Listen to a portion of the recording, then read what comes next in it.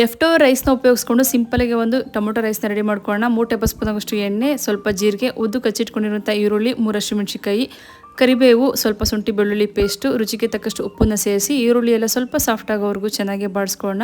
Low to medium ಫ್ಲೇಮ್ನಲ್ಲಿ ಇಟ್ಕೊಂಡು ಈರುಳ್ಳಿ ಎಲ್ಲ ಸ್ವಲ್ಪ ಸಾಫ್ಟ್ ಆಗಿದೆ ಅಂದಾಗ ಸಣ್ಣದಾಗಿ ಹಚ್ಚಿಟ್ಕೊಂಡಿರುವಂಥ ಒಂದು 3 ಟೊಮೊಟೊನ ಸೇರಿಸಿ ಟೊಮೊಟೊ ಸಾಫ್ಟ್ ಆಗೋವರೆಗೂ ಸ್ವಲ್ಪ ಲೋ ಟು ಮೀಡಿಯಂ ಫ್ಲೇಮ್ನಲ್ಲೇ ಚೆನ್ನಾಗಿ ಫ್ರೈ ಮಾಡ್ಕೊಳ್ಳೋಣ.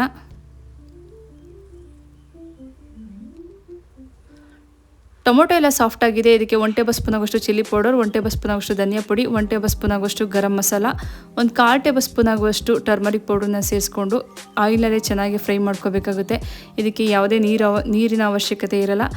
ಚೆನ್ನಾಗಿ ಮಸಾಲೆ ಎಲ್ಲ ಎಣ್ಣೆ ಬಿಡ್ತಿರೋಂಥ ಟೈಮ್ನಲ್ಲಿ ಇದಕ್ಕೆ ಆಲ್ರೆಡಿ ಮಾಡಿ ಇಟ್ಕೊಂಡಿರುವಂಥ ರೈಸ್ ಆಗಿರ್ಬೋದು ಅಥವಾ ಲೆಫ್ಟ್ ಓವರ್ ರೈಸ್ ಆಗಿರ್ಬೋದು ಸೇರಿಸ್ಕೊಂಡು ಮೇಲೆ ಸ್ವಲ್ಪ ಕೊತ್ತಂಬರಿ ಸೊಪ್ಪನ್ನು ಸೇರಿಸಿ ಚೆನ್ನಾಗಿ ಮಿಕ್ಸ್ ಮಾಡಿಕೊಂಡ್ರೆ ಲೆಫ್ಟ್ ಓವರ್ ರೈಸಿಂದ ಒಂದು ಟೊಮೊಟೊ ರೈಸ್ ರೆಡಿಯಾಗೋಗುತ್ತೆ.